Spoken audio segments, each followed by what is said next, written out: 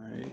So this is what we proved last time, and the question we should ask ourselves is, well, why is this interesting, right? Because in fact, right, this is a very small class of graphs, right? These are incomparability graphs of partially ordered sets that are so-called 3+1 free and 2+2 free. In other words, right, I have a partially ordered set in which no, this is 3+1, this is 2+2. So I have this partially ordered set in which no induced subposet looks like this or like this, right? If I have neither of these, then this GM is the incomparability graph of some poset with these properties. So this is a very restricted class, right? And I mean, if you kind of compare the kind of combinatorics most of us do to, say, the other extremely active area of combinatorics, extremal combinatorics, let's say, what you see is that in extremal combinatorics, often you're dealing with an extremely general class of objects, and anything at all you can say is an achievement. You know, I have a bipartite graph with n vertices in each part. What does the edge density need to be before I'm guaranteed to see a 4-cycle or some question like this? And basically, you're not going to get an exact answer, and anything you can do to improve a bound is an achievement.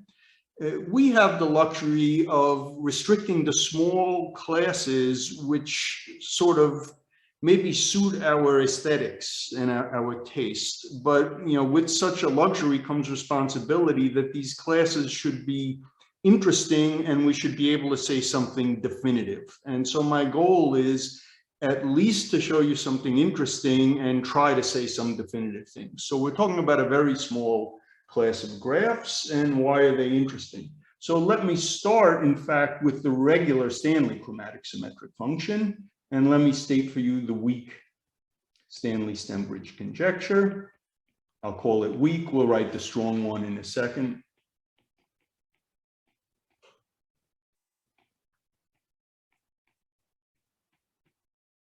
So this is from the 1990s and due to Richard Stanley and John Stembridge, right? And it just says that the usual chromatic symmetric function is E positive. It's a non-negative linear combination of elementary symmetric functions, right? The strong Stanley-Stembridge conjecture.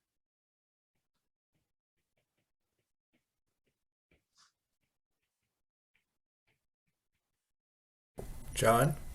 Go ahead.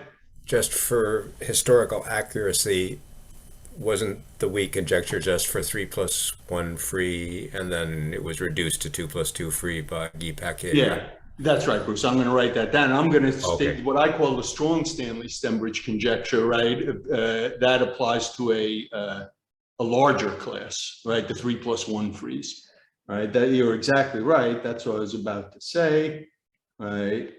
If P is 3+1 free, right, that means I just don't see any subposet like this. Never mind not seeing one like this, right?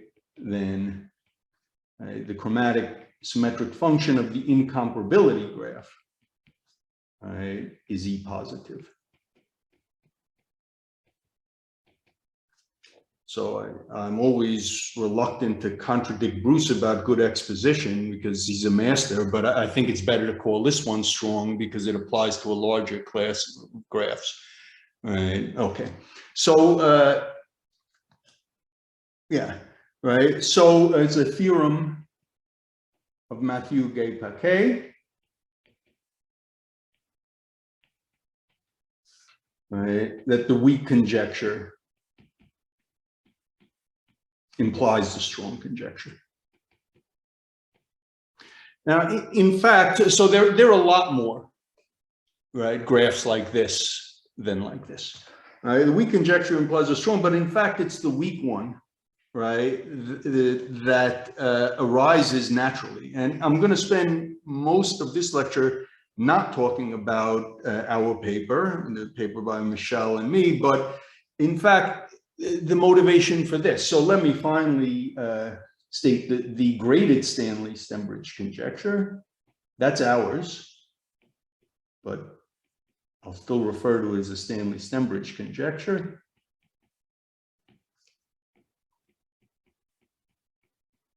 This is due to Michelle and myself in the paper under consideration, right? That this chromatic symmetric function, quasi-symmetric function, so we proved it's symmetric, right? So at least we can talk about being positive, and this is the conjecture. It's E positive. So this is a different strengthening of the weak Stanley-Stembridge conjecture, right? Because now what we've done is broken this chromatic symmetric function into pieces, each piece being the coefficient of some power of t, right? So if you recall, right, an example 2, 3, 3, right, then xgm of xt, this is our running example, or one of our running examples, right, was E3 plus T, E3 plus E2, 1 plus T squared E3. So the coefficient, right, this we made a computation last time, the coefficient of each power of T is an E positive symmetric function. Okay. Right. All right, so this, to my mind, you know, it's a long paper and Michelle might have different opinions than I do. This, to my mind, is one of the two highlights of the paper. In fact, to my mind, the two most important results in the paper are conjectures, and this is one of them. So this refines the Stanley-Stembridge conjecture, but of course I haven't addressed at all my initial complaint, right? Why is this interesting? So I do want to spend essentially the rest of the lecture talking about why this is interesting, and that requires going back to some earlier work of John Stembridge and follow-up work of Richard and John, right? And I would like to spend some time discussing this, because otherwise, I mean, it's a nice looking conjecture, but you can make lots of nice looking conjectures, right? And so I want to convince you that this is interesting. And I want to start by reminding you, I said I would assume you know some things about symmetric functions, but I want to remind you of some of them. If anyone wants to interrupt, now is a great time. Okay, so I'm going to talk, well, I'm going to try to talk about symmetric functions a little. I want to start by talking about the Frobenius characteristic and introduce the kind of notation I will use. So the Frobenius characteristic associates a symmetric function to each virtual representation or virtual character of the symmetric group. So let me first say that CF, all right, CFN, this is the vector space of all class functions chi from Sn to, we'll use the rationals. I mean, in group theory, you usually use the complex numbers, but in Sn, you can get away with using the rationals.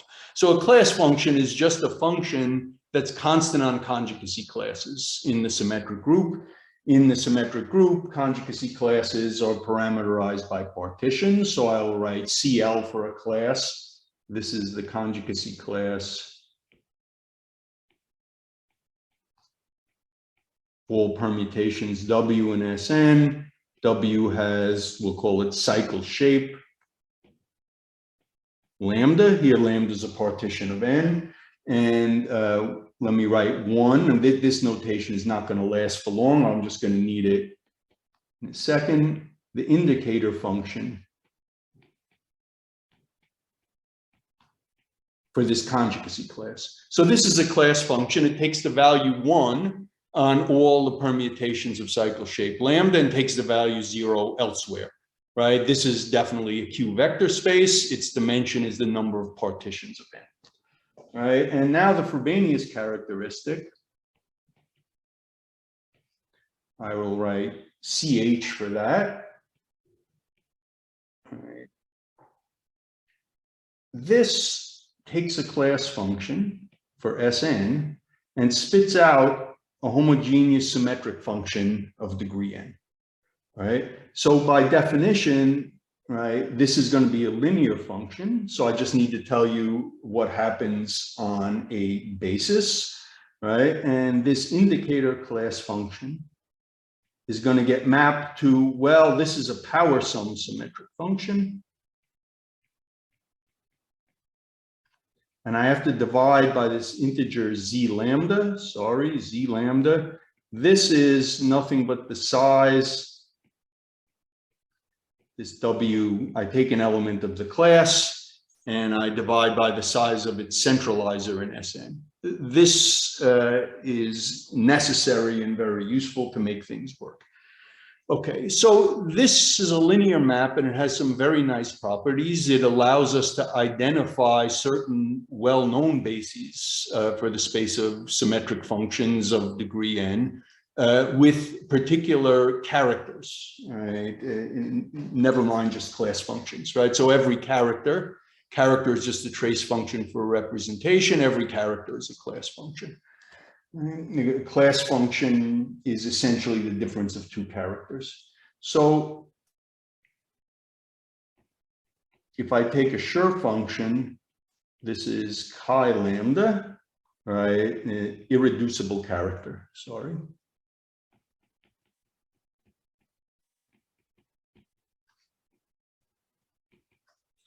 Right. If I take the complete homogeneous symmetric function h lambda, this is the permutation character, counts the number of fixed points on cosets of so-called Young subgroup. Right. Chi inverse of E lambda is just the tensor product of chi inverse H lambda with the sign character. So if you know about representation theory, instead of inducing the trivial character from here up to the symmetric group, you induce the sign character from this subgroup up to the symmetric group, right? And a key point for us, so we can identify all these bases, right? The Schurs, the homogeneous, the elementaries, and the power sums with well understood class functions. This characteristic is an isometry. Right? In other words, if I have two symmetric functions, right? So these things live here. This is nothing, there's an inner product defined on these that I'll tell you what it is in a second, but what I want to point out is it's the same as the inner product of the associated class functions, which is the standard inner product, and we don't need any conjugates because we're working over Q.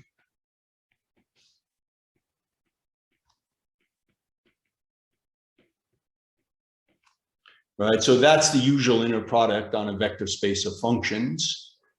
Right, so these are class functions. We apply them to W. We multiply. For a typical finite group, you need to take the conjugate here, but here we're talking about rational class functions.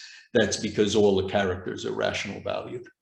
Right, and so what is this here? So this thing here, right, lives in the ring of symmetric functions, and right, how to say, S lambda S mu is H lambda M mu, right, which is the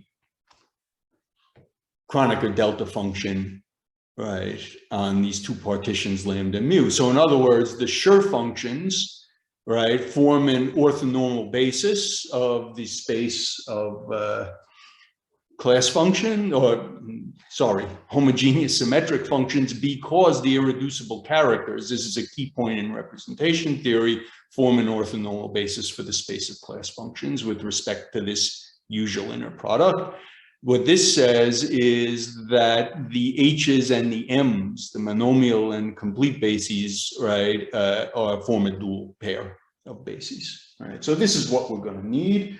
The last thing I want to say is that the Frobenius characteristic of some class function tau tensored with the sign, right, is obtained by applying this involution omega to the Frobenius characteristic of the class function tau, And this omega, it's an involution which reverses the E's and the H's.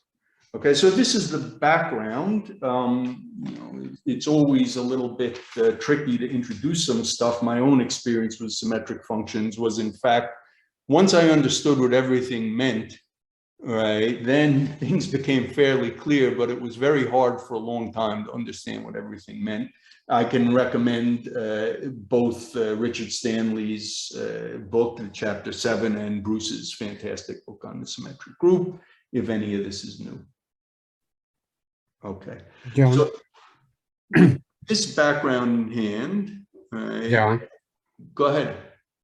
yeah, in your last orthonormal relations, H lambda, M mu, you can interchange lambda and mu, so because of symmetry, right?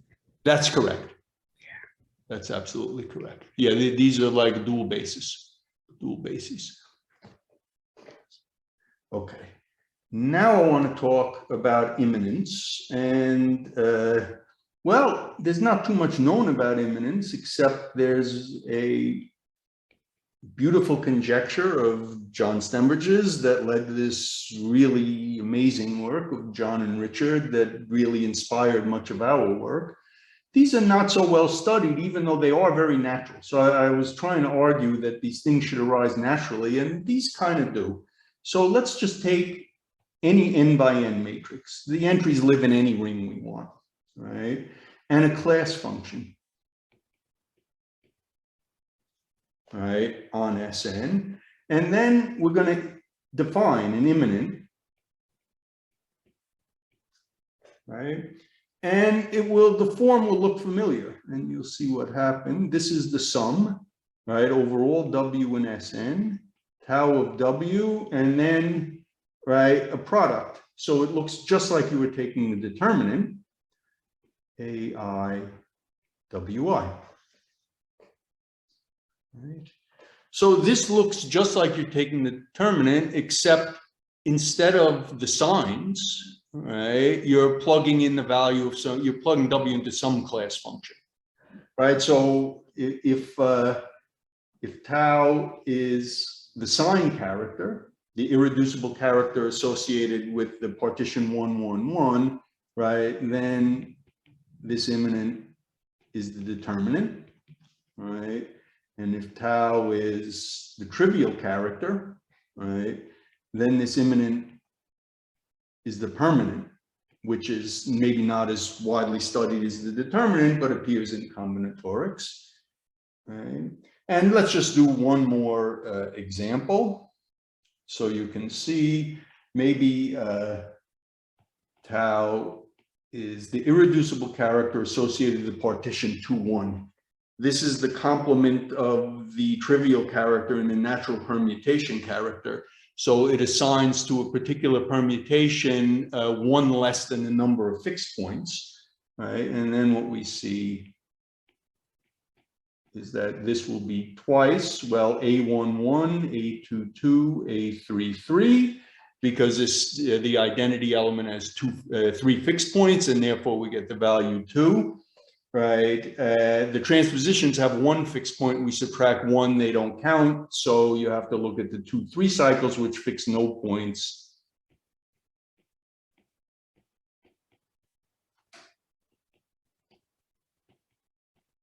Like this. Right, so these are functions, right, and they map, right, the n by n matrices over some ring to the ring. Right, so there's not much known about these. It's hard to come by really good results. The results before John wrote a very interesting paper were mostly about Hermitian matrices and some kind of dominance conjectures by Lieb. And there are other results, but there's not too much known about these. But John's idea was to study Jacobi Trudy matrices. So let me remind you what those are.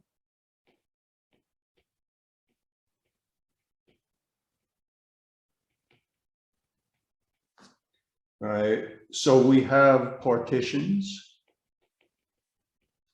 mu, which is contained, its Young diagram is, nu is contained in mu. And let's assume that the length, the number of parts of mu is at most n, right? We'll append some zeros where necessary so that mu and nu have n parts each. And I want another letter, big N. This is the number of boxes in the skew diagram. Right, and so now the Jacobi-Trudy matrix, that's what I'm about to write, and maybe I'm going to use slightly different notation than John did in his paper. This is a matrix whose entries are homogeneous symmetric functions, right, with one part, mu I minus nu j plus j minus I. If it bothers you that these are skew, you can imagine that nu is the empty partition, right? And so here, this is an n by n matrix. I and j run from 1 to n. Right. So I'd like to just show you an example. The hardest thing, like I said, for me is always just to see what these things are, and then things tend to go more smoothly. Let's take n is 3, so we're going to take partitions with at most 3 parts, and I'm in fact going to take partitions with less than 3 parts.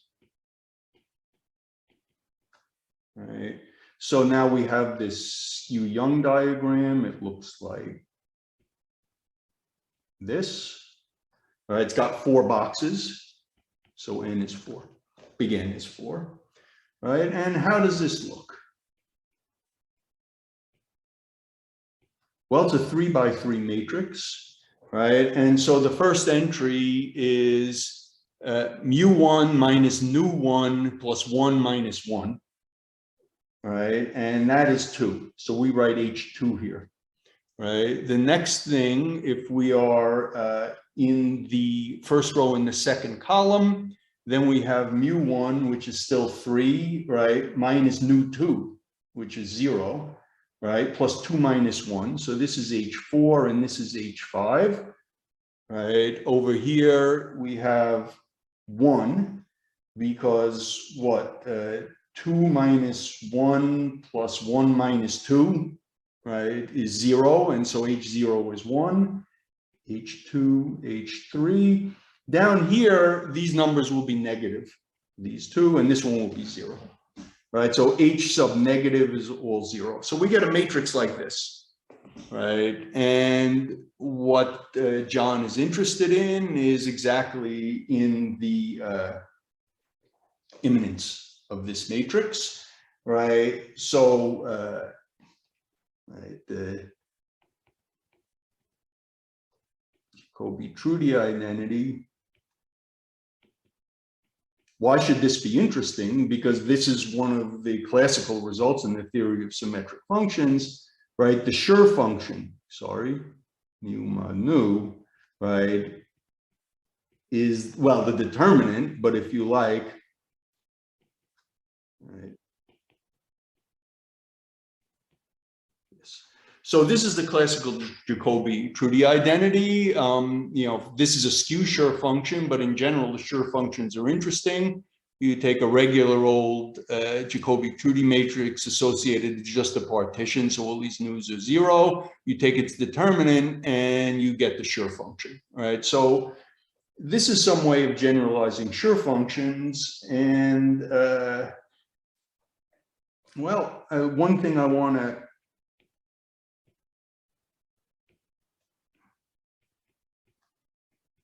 point out, one thing that always confuses me when I'm thinking about these things, right, is in fact the degree of this particular thing will be 4. So there's this h5 in here, but no matter what immanent I take, right, this h5 is never going to contribute, because if I select this, I have to select one of these, right? So, you know, never mind the coefficients, just imagine you're taking a determinant, right? I'm going to expand along this row. If I take a determinant, I'm going to see h2 squared minus h4. And if I take a general immanent, I'm going to see some linear combination of h2 squared and h4, depending on the values of this class function on the permutations 1, 2, 3 and 2, 1, 3. Right? Nothing else is going to contribute anything. So this is what we're trying to understand, or John was trying to understand. And there are some conjectures, one of which precedes John's work. All right. So there are two things that are varying here. Let me remark: the class function tau, right, and the partition here.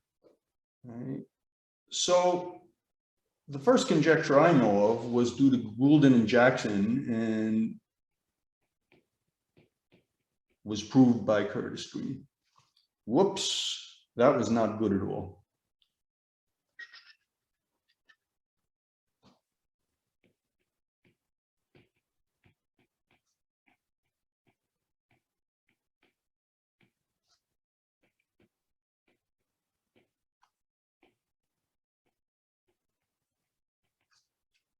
So if I take an irreducible character,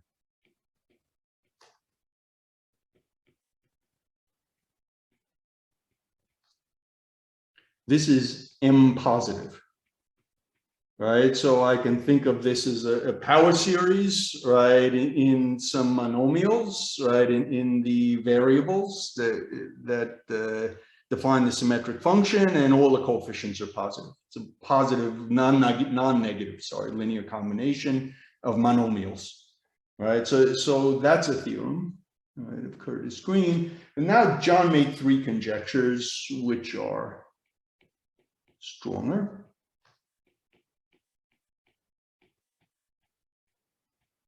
Here's one strengthening, and this was proved by Mark Heyman.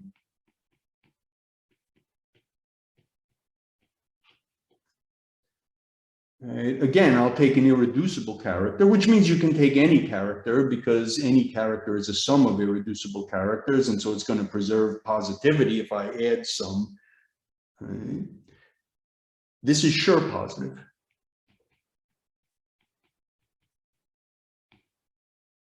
Okay. So the Jacobi-Trudy identity is about the case lambda is 1, 1, 1, 1, 1, 1, 1, 1, 1. Right. This conjecture of John's, or theorem of Mark's, says that in fact it doesn't matter what immanent you take as long as it corresponds to an actual character. You get some representation essentially, right? Sure positive means you correspond to an actual character or representation of the symmetric group, right? So those are theorems, but there are two open conjectures. So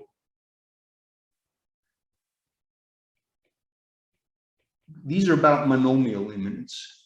So this thing here, right, this is monomial symmetric function. This thing here is not a non-negative linear combination of sure functions, so it doesn't correspond to a representation. It's a virtual character, corresponds to a formal difference of representations. So what's up here, right, doesn't apply. These conjectures are stronger, right? And so here's a conjecture of John's that, as far as I know, remains open.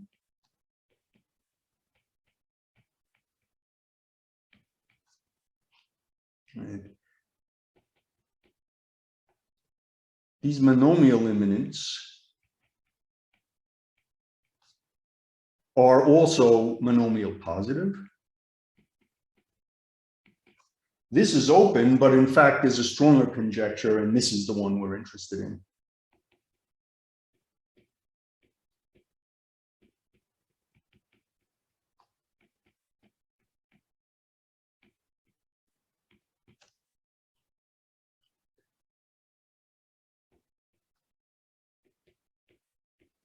This monomial immanent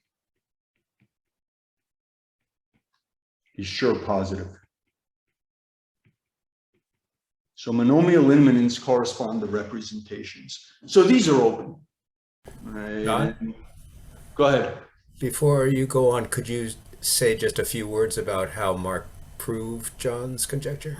Yeah, I can say a few words, but not too many. He used Heck algebra representations. Okay. And so that's a few words. And had you asked me at some point in recent years, I might have been able to tell you more. But right now, I cannot. That's okay. I just wanted a general flavor. Yeah, he uses Heck algebra representation, so it's quite remarkable. And so eventually, I hope that this circle will close. So that, right, what we're going to see is that, in fact, the Stanley-Stembridge conjecture is highly relevant here. And our work, right, is relevant in the sense that we refine the Stanley-Stembridge conjecture, and then there's some kind of representation theoretic interpretation of our refined conjecture. And my long-term hope is to close the circle by relating that also to Hecke algebra characters. And I have some conjectures with Ryan Schneider, who's a grad student and was a WashU undergrad. So I would like to take a quick look at our running example. So we had our matrix. John. Go ahead, Patty. Now, regarding at least the second conjecture, which is proved by Hyman, it's sure positive and M positive. Are they also E positive? I think not, but I don't want to. I believe that's not true, but I should be careful. So I don't know. I see. Thank you. Might be someone else here who knows. Well, wouldn't a sure function be an example of those? Right. Yeah. So Yeah. Thank you. Thank you. That settles that. That's correct. Thanks very much. So here was our matrix. And just to give some example, right, I would like to look at, say, M21. Right. And so this is, you can calculate S21 minus S111, right? And so if I look at chi21 minus chi111, right? This is the alternating character. I'm sorry, right? We're going to get 2, 0 minus 1 minus 1 minus 1, 1, right? And so we're going to get 1, 1 minus 2, right? And so now, right, these are the coefficients in our expansion, but we've already decided that only 1, 2, 3 and 2, 1, 3 count, right? Because otherwise our product, right, is going to be 0. So what do we get? We get M, well, I should be careful what I'm saying. Phi21, like that, applied to this H, right, is H22 plus H4.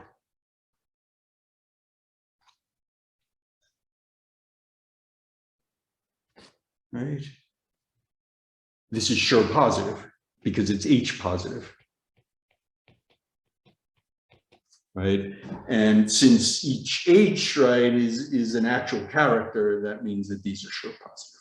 Right. So this is some example. Right. Okay. This remains open. And the real question is, what does this have to do with what we're talking about? So I'd like to go through some calculations that John made. I see there's a lot of things in the chat. Should I just stop and look? No, you can go ahead. They will solve on its own. So Okay. Yeah. Great. And you want H4 as your last? Yes, that's H4. of course. Thank you. Not a problem. Okay. So is it minus 2S111 for M21? Because S21 is going to have. Sorry, I subtracted these, right? So this is the character, this is chi21, this is the identity, these are the transpositions, these are the 3 cycles. So I subtracted this character from this character. Maybe I made a mistake, but I got these, but none of the 3 cycles are going to contribute anything. If I take a 3 cycle, I'm going to have to choose one of these zeros. Oh, that's fine. I just meant the thing above it. M21 equal S21 minus S111. I'm sorry if I made a mistake. But you probably, I bet you're right. yeah, is it minus 2 S111, I think. Let me look at my notes. I think you're correct. I'm Yeah. very sorry. You're absolutely correct. Of course it is, right? Because you're going to see the, yeah. And so now I have to be more careful, right? This is minus 2, 2, minus 3, right? And now what do I see? I see 0 and 2. And I must correct myself here. This is twice H4. Right? Okay. Thank you very much. Okay, sorry about that. All right, so I want to run through some very clever computations John made that then through work of John and Richard allows one to restate, right, this monomial imminence assured positive conjecture, or find something that implies it maybe. So the first thing you do is you define this staircase partition. This has n parts, like this. And in fact, right, here's the first observation. This you can observe and calculate yourself, right? If I'm adding up a bunch of products, right? I'm taking this matrix H mu nu, and I have some given W, right? Yes, and this is, well,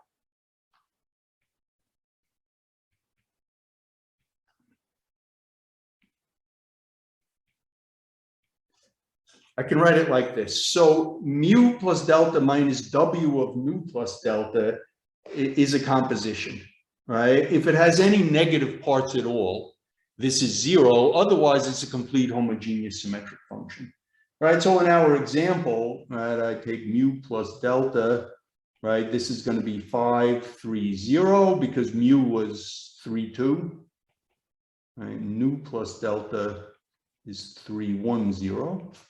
Like this, right? And so if W is 1, 2, 3, right? What am I going to get here? I'm going to get 2, 2, 0, right? And if W is 2, 1, 3, I'm going to get 4, 0, 0, and the rest are going to have negative entries.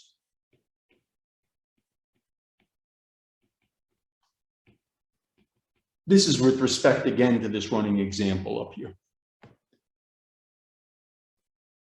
Right? And this says exactly what we want. We said we're going to take this imminent and we're going to get H2 from the permutation 1, 2, 3 and H4 from the permutation 2, 1, 3, and we're going to get 0 everywhere else. And the fact is, right, if I permute the entries, right, this W permutes the entries in here in the natural way. And if I permute one of these non-zero entries into here, I'm going to see 0. So the only W's that it could contribute are these two. And so this is just the right formula. And if you calculate yourself, you'll see it is. And so now, what does John say? He starts making some calculations.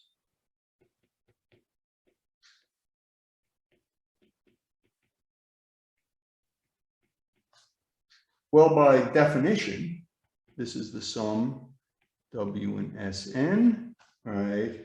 Well, this monomial imminent weight for W, and then this particular,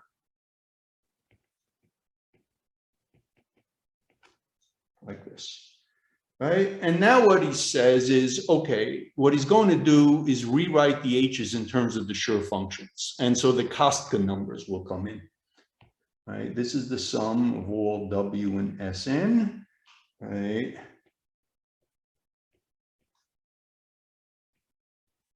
And now these things here have degree large n. Right? So you have to look at partitions of large n. Right, and he's just going to replace these K's are Kostka numbers, right? They're going to allow us to replace the H's with the S's.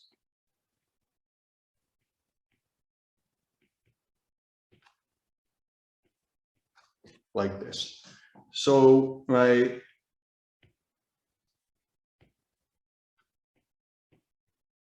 These are well-known things, right? We can calculate these by counting a tableau. And now, if I can manage, right?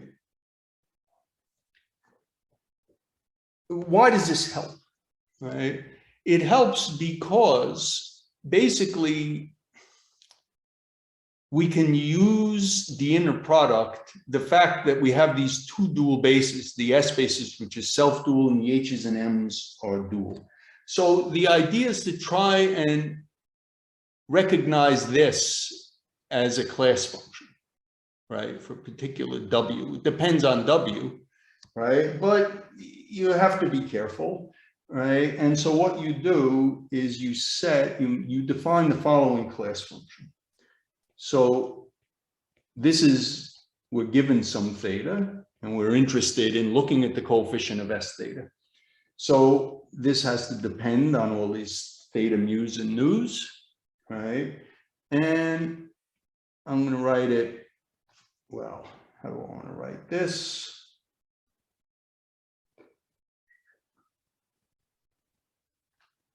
I have some W.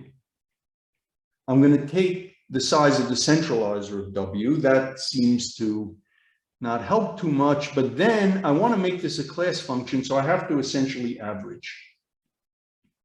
I look at all the conjugates of W, and I add these Koska numbers associated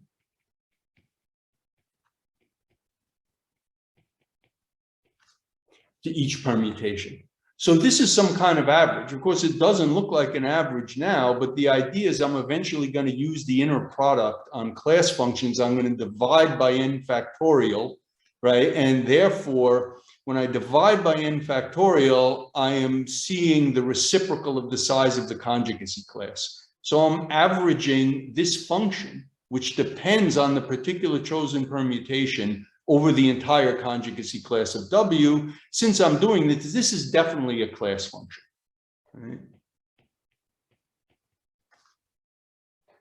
Right? This large gamma, right? And now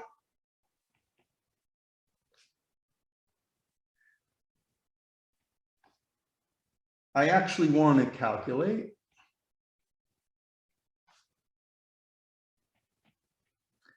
the inner product of this immanent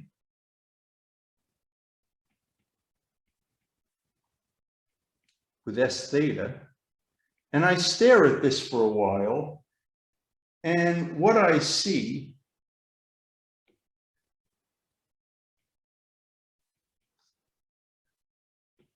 is that, in fact, it's the inner product. So this lives in the ring of symmetric functions, or on the ring of symmetric functions, right? But this lives here. Okay, so this is a calculation, but it's a direct calculation. It's exactly what I want to say. When I want to take some inner product here, right? Well, I have this.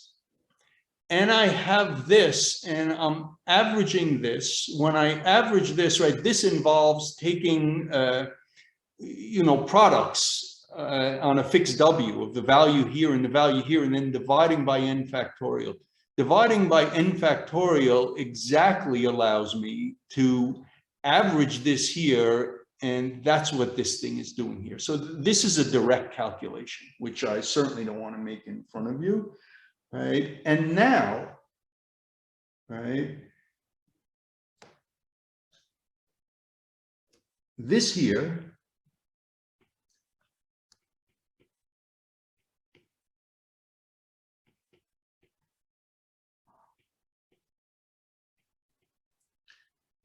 I can rewrite this way, right? I can push it back up here. Nothing happened here.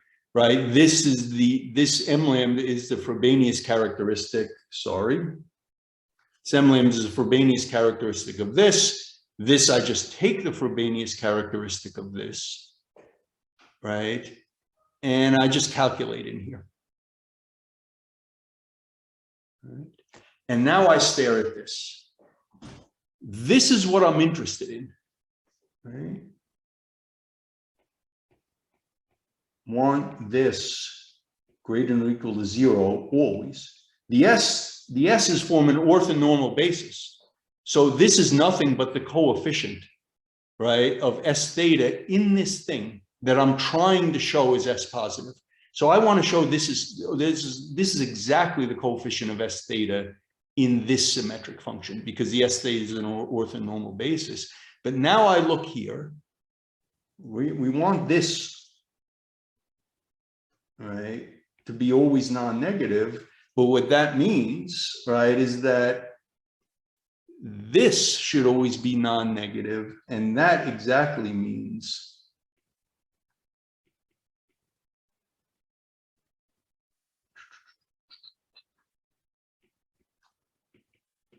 that this is H positive.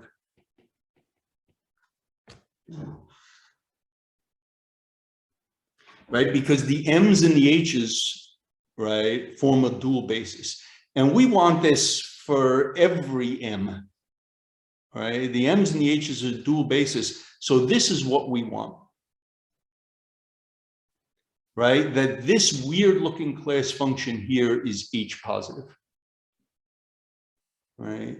That's the goal. So this is John's derivation here, right? That the immanent conjecture that monomial immanents are sure positive, right, is basically saying that these strange looking class functions, right, are in fact H positive, right, or their Frobenius characteristics are H positive. They can be written as a sum, if you like, this class function is a sum of permutation characters on cosets of Young subgroups. And now we're getting somewhere, right, because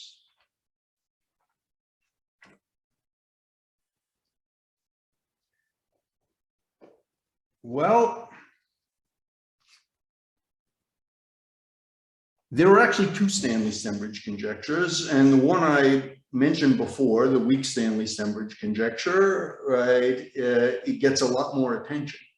But there's another conjecture, right? So after John did this, Richard and John wrote a very nice paper, which has lots of stuff in it. But for me and for us now, the key thing is relating it to what's going on with these symmetric functions, right? So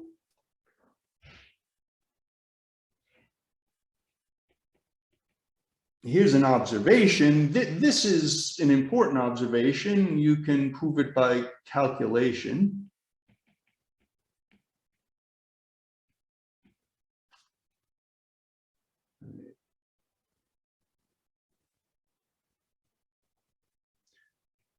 This deals with the case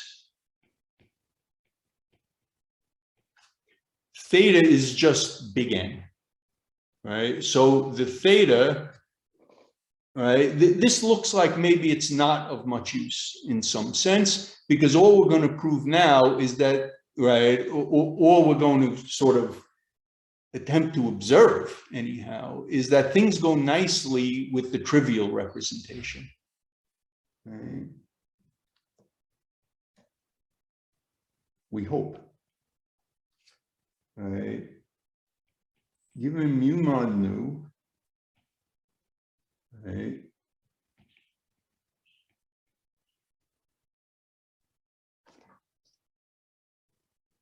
How do I want to say this? Yeah. This little n is fixed. Let me say it this way. There is some, let me again say it this way. There is some Hessenberg vector M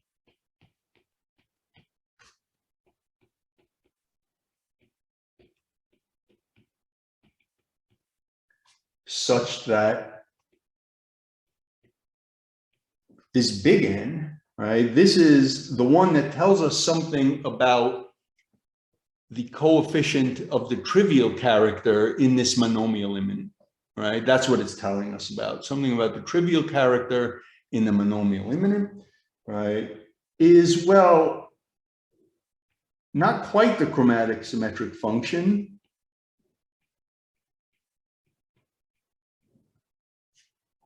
right, but what we get by applying the involution omega.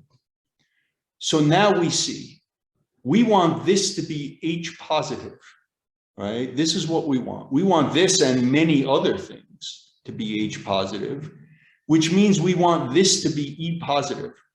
And so here's exactly where the weak Stanley-Stembridge conjecture comes in. The weak Stanley-Stembridge conjecture says that the monomial immanent conjecture is true at the trivial character. Right? That's what the Stanley-Stembridge conjecture tells us, right? That the monomial immanent conjecture is going to work nicely at the trivial character. Now, this is not enough, but there is another Stanley-Stembridge conjecture. This has gotten less attention. This is very interesting.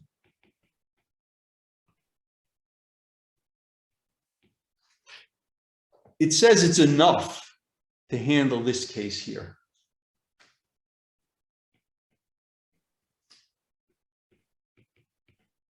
Given a partition theta of n, big N, right? And the usual setup, nu contained in mu, right? There exist other skew symmetric functions, skew partitions. Let's say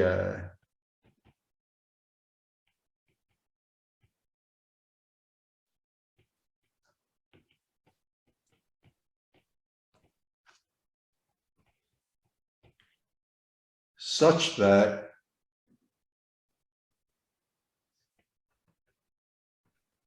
the thing we're interested in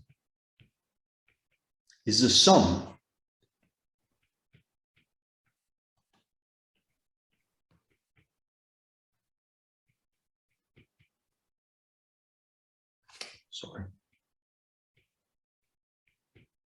like this. So every one of these things that we want to be H positive, right? These we want to be H positive is a sum, right? I mean, we have to adjust these, right? But it's a sum of these ones, which are these adjusted chromatic symmetric functions, right? So the upshot of all of this, right, is that the two Stanley-Stembridge conjectures, the one I mentioned before, the weak, what I called the weak Stanley-Stembridge conjecture, and this conjecture here imply the Stembridge immanent conjecture, which I think is, you know, very interesting conjecture, right? So this is what I wanted to talk about, to see that, right, these conjectures actually are interesting. They're related to things that arise naturally. My argument is, right, it's an aesthetic argument in some sense, but given the Jacobi-Trudy identity, it's natural to consider immanence of Jacobi-Trudy matrices.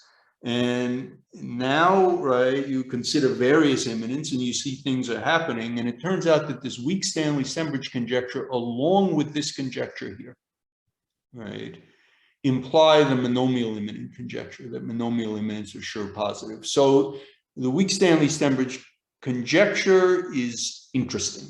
That's what I hope I've convinced you. I should remark, there's not much known about this. There are some results in the paper where the conjecture is made, some nice results. And Nate Lesnovich, who's a PhD student here at WashU, working with Martha Prekup and myself, has proved this conjecture when theta is a hook.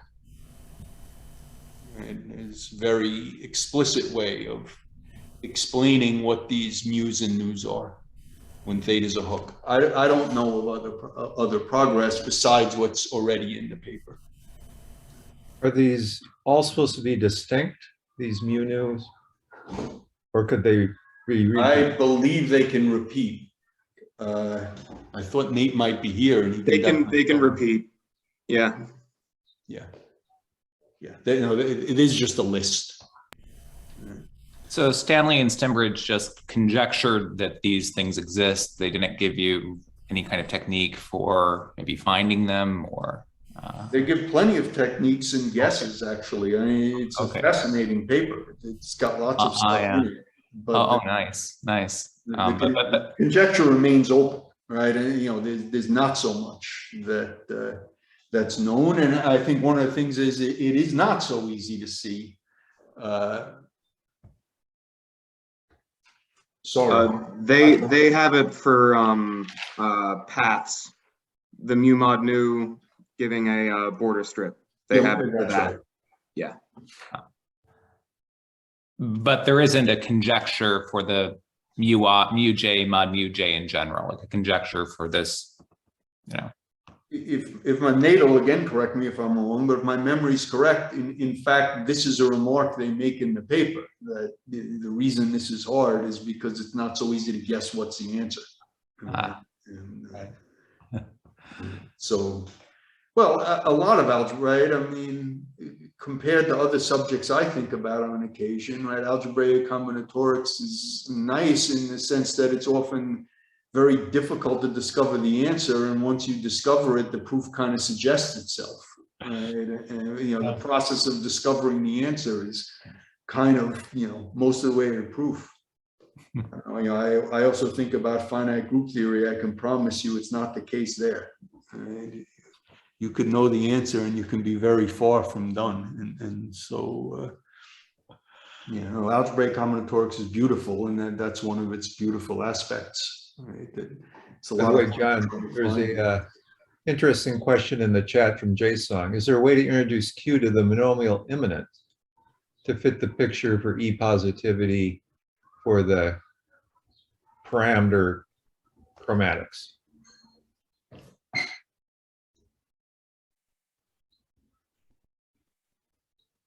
So a way to introduce Q to the monomial.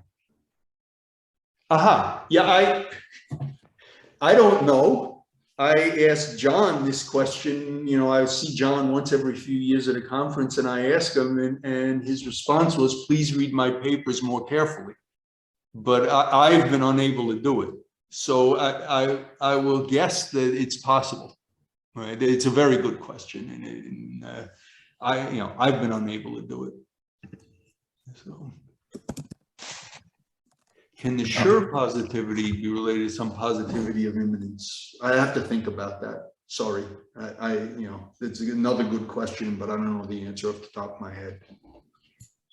Yeah, Mark Scandera, maybe with affine Hecke algebras, you could do something. Well, that's like a Hecke algebra Q, which is maybe not the same as a grading Q. Oh, You know, the letter is the same, right? But well, I should, one remark that I was going to make later, but I can make now is, in fact, in this paper with 3 co-authors, Clearman, Hyatt, and Shelton, right? Mark, they point out that in fact, so Heyman attacked all this stuff with these Hecke algebra characters, and they point out, right, it's not trivial, but in fact, the graded Stanley-Stembridge conjecture that Michelle and I have, Heyman actually has a stronger conjecture about it's phrased in terms of Hecke algebra characters. And so, in fact, this conjecture was actually, you know, a stronger version was made earlier, but that's a theorem, right? That is a conjecture of Heyman about Hecke algebra characters that encompasses the graded Stanley-Stembridge conjecture. And you can see it in this paper of Clearman, Hyatt, Shelton, and Scandera. That's a very dense paper with lots of stuff in it, but near the end, right, they prove this.